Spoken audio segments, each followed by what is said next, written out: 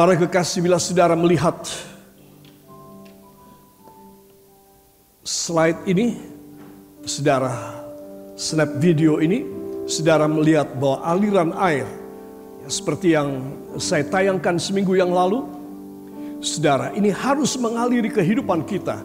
Kelihatannya tenang ya, dan beraturan, tetapi sebenarnya ini adalah tenaga dan kuasa dari Tuhan Yesus yang dahsyat. Katakan, tenaga dan kuasa Tuhan Yesus yang dahsyat, yaitu aliran air kehidupan. Amin. Nah, inilah yang akan kita pelajari untuk kedua kalinya setelah seminggu yang lalu saya sampaikan kepada Anda.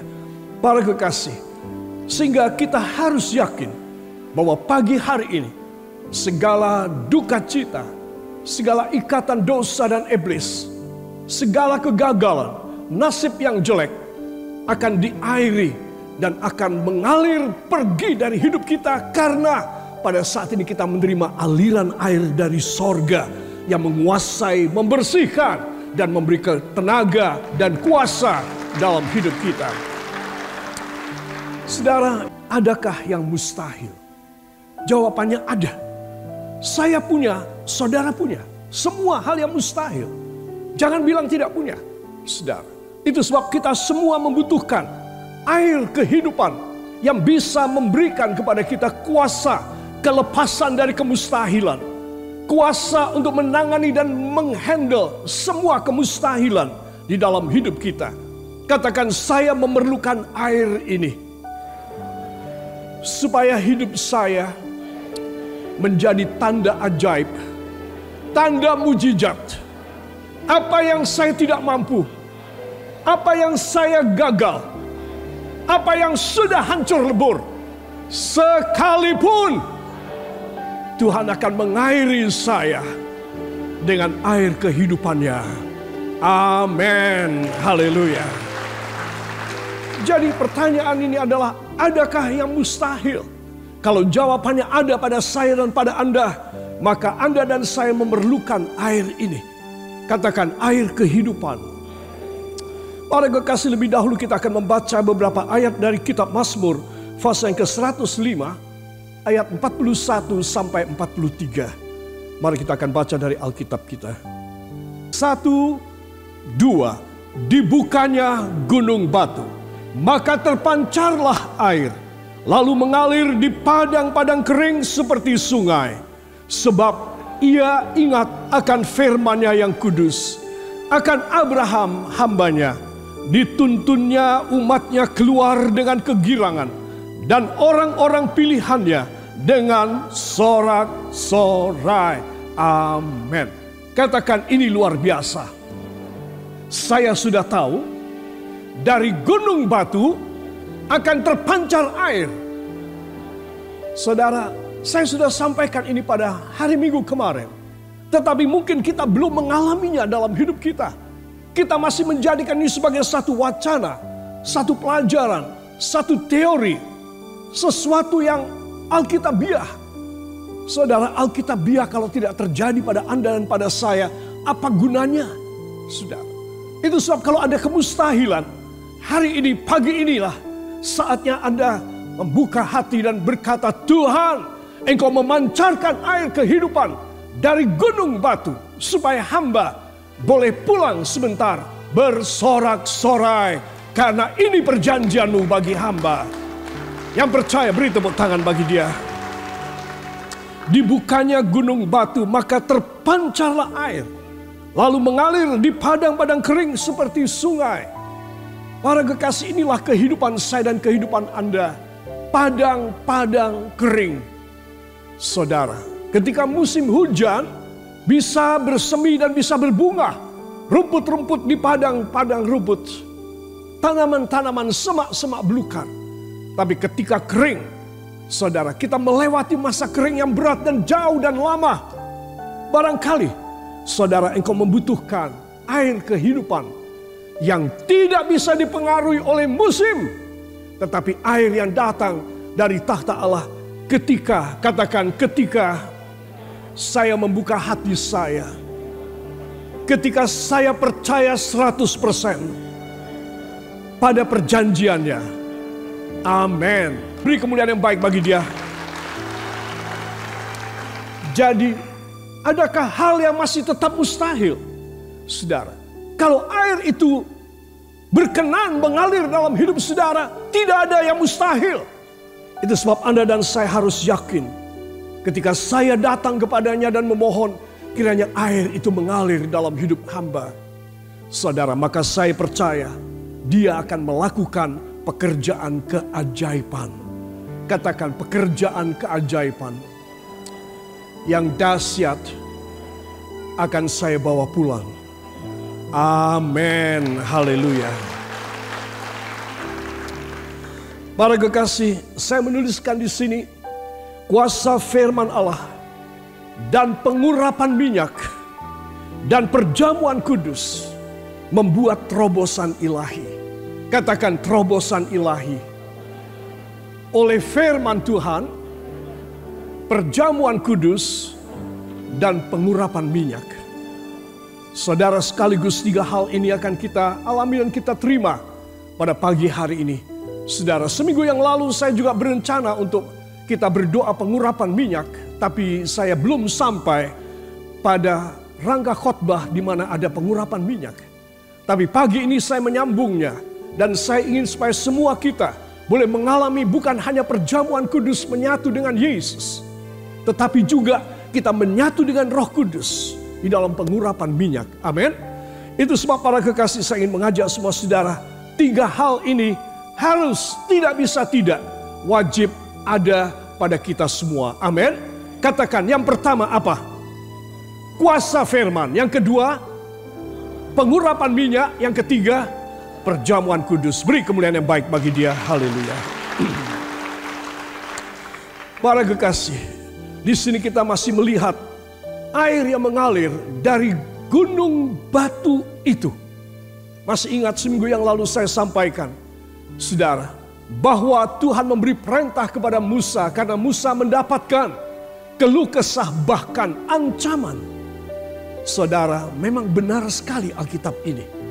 Saudara, di dalam psikologi, semua keluh kesah kalau dibiarkan dan tidak diobatin, tidak diselesaikan, keluh kesah seseorang, apakah itu suami, apakah itu istri, anak, atau orang tua, atau pegawai, atau atasan kita. Kalau itu keluh kesah tidak kita selesaikan, mereka bisa masuk pada tahap yang ketiga. Ya, saya tidak katakan yang kedua, itu intermediate. Yang ketiga adalah ancaman. Saudara, akan terjadi ancaman. Repot kan? Kalau dalam rumah tangga kita, dalam perusahaan kita, yang ada adalah ancaman. Saudara, ancaman akan muncul kalau persoalan tadi tidak selesai. Saudara, itu sebab keluh kesah dari umat Israel kepada pemimpinnya yaitu Musa dan Harun, saudara, kemudian sudah bereskalasi tambah dan menjadi ancaman. Mereka sudah bawa batu dan akan merajam pemimpin mereka sampai mati. Heran ya saudara, orang kekurangan air bisa kayak begitu loh. Bisa bukan cuma beringas, tapi sudah tidak ada pikiran yang baik. Pikiran warasnya sudah tidak ada. Orang yang tidak ada firman Allah, air kehidupan. Orang yang tidak ada aliran air kehidupan dari Allah, memang seringkali mengalami lupa daratan. Tidak lagi cukup waras dalam hidupnya. Kita harus sadar, sewaktu-waktu Anda dan saya bisa mengalami. Semua katakan, itu sebab saat ini, angkat tangan saudara, saat ini saya membuka hati saya untuk menerima aliran air kehidupan, untuk mengaliri hidup saya, bahkan berlimpah-limpah dalam nama Yesus. Amin. Haleluya. Dari 3 buah ayat yang kita baca, 41, 42, dan 43. Tuhan membuka gunung batu. Air memancar ke padang kering. Saudara, kisahnya seminggu yang lalu saya sudah sampaikan. Kalau saudara tidak mendengar khotbah saya minggu yang lalu, saudara perlu mencarinya di YouTube dan harus menyimaknya. betapa pentingnya, saudara, ketika orang-orang mengancam pemimpin mereka Musa dan Harun datang kepada Tuhan. Pelajaran apa ini? Kalau saudara mengalami ancaman baik intern dalam keluarga maupun dari ekstern dari luar, datanglah kepada Tuhan Yesus. Hanya Dia yang mampu menangani dan mengatasi semua ancaman saudara. Orang hidup bisa saja mengalaminya. Saudara, di dunia ini orang mengancam dan terancam. Itu sebab ketika saudara dan saya merasa terancam, datang kepada Yesus dan ucapkan permohonanmu untuk lepas daripada semua keadaan yang mengancam. Serta, katakan, serta memberi aliran kehidupan dalam hidup saya. Para kekasih, ini penting sekali. Dari 3 ayat yang kita baca tadi, saudara, ada 2 penyebab kenapa itu batu karang mengeluarkan air yang melimpah-limpah sehingga umatnya boleh minum dengan puas. Bahkan hewan ternak mereka pun bisa minum. Saudara yang kekasih, tadi kita membaca di dalam ayat yang ke-42, saudara, sebab ia ingat akan firman-Nya yang kudus. Ini penyebab pertama. Sebab Tuhan ingat akan firman-Nya yang kudus. Apa yang Dia telah firmankan, Dia ingat. Saudara, kedua, akan Abram hambanya. Heran, mestinya disebut Musa. Karena Musa yang mengatasi dan yang tahu keadaan faktuilnya, realitanya itu dihadapi oleh Musa. Tetapi yang dipegang, yang disebut oleh firman, Abraham. Apa mengena dengan Abraham? Nanti kita akan lihat. Saudara, jadi penyebab pertama apa? Karena Tuhan ingat. Katakan, ingat akan janji firman-Nya. Itu sebab saya pasti menerima air yang dahsyat ini. Amin. Kedua, oleh sebab apa? Ingat akan Abraham. Saudara, ingat akan Abraham. Saudara, jadi 2 tetenger pengingat, memorial di ingatan Allah ini dahsyat sekali. Berarti kalau saudara dan saya mempunyai janji firman, Dia pasti mengairi kita dengan air kehidupan. Amin. Kalau saudara punya firman, maka Dia ingat kepada saudara. Saya tidak punya firman, Dia tidak ingat sama saya. Dia hanya mengingat siapa yang ada firman di dalam hidupnya. Perhatikan baik-baik. Ini rahasia Allah. Dan kedua, Dia ingat akan hambanya Abraham. Saudara yang kekasih, Musa hebat. Tapi Abraham juga dahsyat. Saudara, berbicara mengenai orang tua ini, Abraham atau Abram adalah tentang kedahsyatan iman dari orang tua ini. Itu sebab disebutkan bahwa orang-orang yang percaya adalah orang-orang keturunan Abraham. Anaknya Abraham, dan Abraham adalah bapak segala orang percaya. Itu Abraham. Saudara, itu sebab saya ingin mengajak semua saudara memperhatikan tentang 2 hal ini. Bila kita tak punya 2 syarat atau 2 kondisi tersebut, kita tidak akan menerima air kehidupan. Jadi sebutkan kondisi pertama, syarat pertama apa? Harus punya, harus punya firman Tuhan. Syarat kedua apa? Harus kita seperti Abraham. Baru Tuhan akan mengingat kita. Amin. Nah, saudara, dari 2 hal ini, ayat 43 hasilnya dituntunnya umatnya keluar dengan kegirangan dan orang-orang pilihannya dengan sorak-sorai. Para kekasih, kegirangan, keluar, girang, sorak-sorai. Ini adalah hasil dari orang yang diingat oleh Tuhan. karena orang ini punya perjanjian firman Allah. 2, karena orang ini meniru bapak rohaninya yaitu Abraham. Terus kalau saya tidak meniru seperti Abraham, saudara, maka saya tidak bisa menerima. Saya harus mempunyai 2 syarat ini. Sekali lagi semua katakan, syarat pertama adalah apa? Memiliki firman Tuhan. Syarat kedua apa? Mempunyai iman seperti Bapak Abraham. Yang mau beri tepuk tangan bagi dia. Haleluya. Para kekasih, ayo bangkit iman. Kalau mau jadi seperti Abraham, kita dinamakan sebagai anak-anak Abraham, maka kita harus bangkit imannya. Jangan lemes, jangan kurang percaya, jangan bimbang dan ragu, jangan kadang-kadang iya mau percaya, kadang-kadang mundur teratur, aku tidak bisa mempercayai hal ini. Ini sesuatu yang sangat impossible, sesuatu yang sangat tidak masuk akal. Engkau tidak boleh. Bangkit imanmu. Bila Anda dan saya bangkit iman kita, semua katakan pastilah saya disebut anak-anak Abraham dan mewarisi perjanjian ilahi. Amin. Haleluya. Di dalam Roma pasal yang keempat ayat 18 sampai 22, agak panjang saudara, saya undang Anda bangkit berdiri dan kita akan membacanya. Saya ingin saudara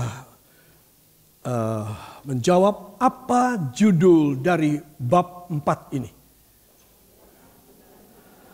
Abraham dibenarkan karena iman. Semua katakan juga saya. Pasti dibenarkan karena iman saya kepada Tuhan Yesus. Ya, ayat 18 sampai 22. 1, 2. Sebab sekalipun tidak ada dasar untuk berharap, namun Abraham berharap juga dan percaya bahwa ia akan menjadi bapa banyak bangsa. Menurut yang telah difirmankan, demikianlah banyaknya nanti keturunanmu. Imannya tidak menjadi lemah, walaupun ia mengetahui bahwa tubuhnya sudah sangat lemah. Karena usianya telah kira-kira 100 tahun. Dan bahwa rahim Sarah telah tertutup. Tetapi tetap hadap janji Allah, ia tidak bimbang karena ketidakpercayaan. Malah ia diperkuat dalam imannya dan ia memuliakan Allah dengan penuh keyakinan bahwa Allah berkuasa untuk melaksanakan apa yang telah dijanjikan. Karena itu hal ini diperhitungkan kepadanya sebagai kebenaran. Amin. Tuhan memberkati. Silakan duduk kembali. Semua katakan ini dahsyat. Seorang berumur 100 tahun setelah menunggu 80 tahun baru mendapat seorang anak. Saudara, ini dahsyat. Ini mengalahkan dan ini menafikan segala hukum-hukum tentang kesuburan, biologis, fisiologis, dan hukum-hukum alam. Dia mengalahkannya. Saudara, orang umur 100 tahun dan baru punya anak. Sementara istrinya umur 90 tahun. Saudara, bicara ini semua dokter akan berkata itu tidak ada di ilmu kedokteran. Pada zaman ini adalah zaman di mana semua berpatokan pada kaidah-kaidah saintifik. Itu sebab Anda dan saya harus tahu dia tidak bimbang terhadap janji Allah. Katakan saya tidak boleh bimbang terhadap janji Allah. Semustahil apapun keadaan saya. Amin. Ini satu pelajaran dari Bapak Abraham. Dan dia tetap menantikan uluran tangan dan jawaban doanya untuk seorang anak. Dan pada akhirnya umur 100 tahun, istrinya umur 90 tahun melahirkan seorang anak yang bernama Iska. saudara. Jadi saudara mesti tahu bangkitkan iman saudara. Kalau saudara ada kemustahilan, engkau membutuhkan air kehidupan untuk mengalir dahsyat dalam hidupmu dan menghabisin dan membuang dan menghalau semua kemustahilan dalam hidupmu. Itu sebab anak-anak Tuhan, apa yang kita baca tadi dalam ayat yang ke-18. Sebab sekalipun tidak ada dasar untuk berharap. Saya ingin kita menengok kembali pada pribadi kita sebagai satu tindakan introspeksi mawas diri. Apakah kita punya dasar untuk mendapat ya? Apakah kita memang dasarnya orang baik ya? Orang suci ya, orang kudus, orang yang berjasa ya. Sehingga Tuhan harus menjawab sama kita orang. Saya beritahu kita tidak mempunyai dasar. Katakan, saya tidak punya dasar sama sekali untuk mendapatkan sesuatu mujizat. Saudara, jadi di sini kita harus yakin bahwa siapa kita, yaitu orang yang sebenarnya tidak mempunyai dasar. Saudara, yang baik untuk saya dan Anda bisa mendapat janji yang mulia dari Tuhan. Tetapi karena iman percaya kita, katakan, karena iman percaya saya, maka saya boleh mendapat ajaib. Amin. Itu sebab saya tulis bimbang terhadap janji-janji Allah sama dengan, baca enggak? Sama dengan ngeremuk hati. Tahu ngeremuk hati? Ngeremuk hati kita. Kalau kita tidak sungguh-sungguh kepada Tuhan. Mungkin saudara bertanya, Pastor, Pak Pendeta, saya sudah beriman, tapi kenapa saya tetap remuk hati? Ya karena saudara seorang yang penuh kebanggaan. Karena saya seorang yang penuh kesombongan. Karena saya tidak mempersembahkan hidup saya total kepada Tuhan. Dan saya harus merasa, aku ini sebenarnya tidak ada dasar untuk bisa mendapat sesuatu yang istimewa. Tidak ada dasar untuk percaya, untuk berharap. Tetapi aku cuma beriman dan percaya saja bahwa mujizat pasti terjadi. Kalau dasarnya aku, SDM-nya aku tidak punya apa-apa. Aku tidak bisa apa-apa. SDM-ku tidak ada alasan aku bisa menerima mujizat. Semua katakan, tetapi karena aku berpegang pada perjanjian Allah, maka aku layak dipermuliakan. Yang percaya beri tepuk tangan bagi dia. Haleluya. Saudara, kerendahan hati, katakan kerendahan hati, tidak sombong, adalah cara saya menerima pemberian Bapa. Benar loh saudara, saya pikir tentang Bapak Abraham ini, saya harus seperti dia, saudara harus seperti dia. Saudara, Abraham bukan seorang yang wah-wahan, Tuhan kenapa engkau tidak kasih anak? Keluarga lain engkau kasih anak. Engkau tahu di zaman kami hidup ini Tuhan, kalau tidak punya anak kandung, itu sangat memalukan Tuhan. Saudara, dia tidak blaming God, dia tidak menyalahkan Allah. Karena dia tidak punya anak. Tetapi dia tetap berharap. He just hoping to God.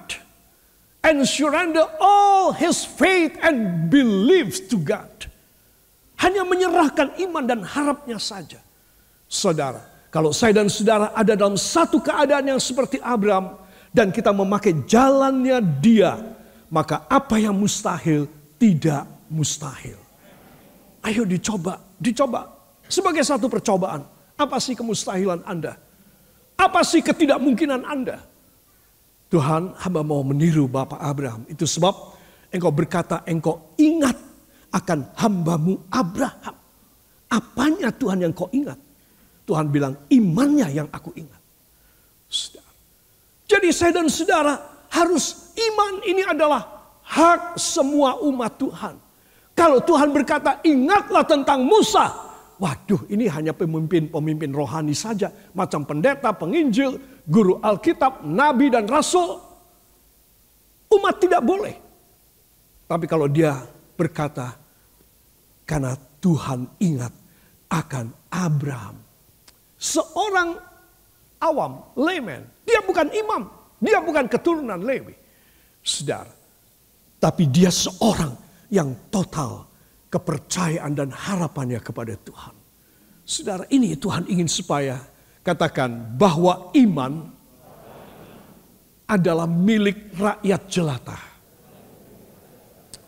Jadi saya dan saudara harus ingat, kalau saudara dan saya mempunyai iman seperti seorang biasa, seorang sipil biasa, yaitu Abraham, maka saudara mempunyai hak untuk menerima hasil iman saudara yang seperti Abraham. Itu sebab bawa semua kemustahilan dan serahkan kepada Tuhan, maka Dia akan menyelesaikannya. Amin. Bertindak seperti Abraham, maka masa depanmu, bila apa? No ragu. Katakan, bila saya no ragu, saya seperti Abraham. Saya pasti menerima semua yang mustahil dalam nama Yesus. Amin. Haleluya. This is a very exactly example of Abraham's. Abraham have only hope and faith to God. And whatever condition that make him and his wife to drown. But they both of them just surrender to the will and the time of God himself. Tidak bisa seorang itu menganggap bahwa dirinya itu pasti bisa. Nah, dia merasa aku punya alasan dijawab sama Tuhan. Karena mungkin aku suka berkorban. Aku suka berkhotbah. Aku suka melayani jiwa-jiwa. Aku orangnya baik. Orang tuaku baik-baik. Jadi aku anak yang baik punya. Orang kayak begini tidak akan menerima mujizat apapun. Percayalah. Hanya orang yang tidak mempunyai kebanggaan. Dialah saja yang bisa menerima mujizat. Cara Tuhan aneh. Karena cara Tuhan adalah cara rakyat jelata. Rakyat jelata itu mau punya kebanggaan apa? Saudara pikir mau apa? Rumahnya, kendaraannya, dia punya keistimewaan, pendidikan tingginya. Rakyat jelata, engkau tahu. Tetapi inilah iman dari anak orang-orang jelata. Jadi iman ini harus ada pada semua orang supaya dari kejelataannya Tuhan akan mempermuliakan dan mengangkat tinggi. Martabatnya tinggi sejajar raja-raja. Itu sebab kalau saudara membaca firman, saudara mengagumi segala kuasa Tuhan. Ya betul, itu yang pertama. Kedua, saudara mengagumi cintanya Tuhan. Bahwa bukan hanya keturunan Lewi, imam-imam, rasul-rasul, nabi-nabi saja. Tetapi rakyat jelata. Saudara. Supaya apa? Supaya mereka boleh diangkat tinggi martabat mereka. Bila, katakan bila. Mereka dan saya berharap dan percaya. Maka Tuhan Yesus memenuhi janjinya. Dalam nama Yesus. Amin. Haleluya.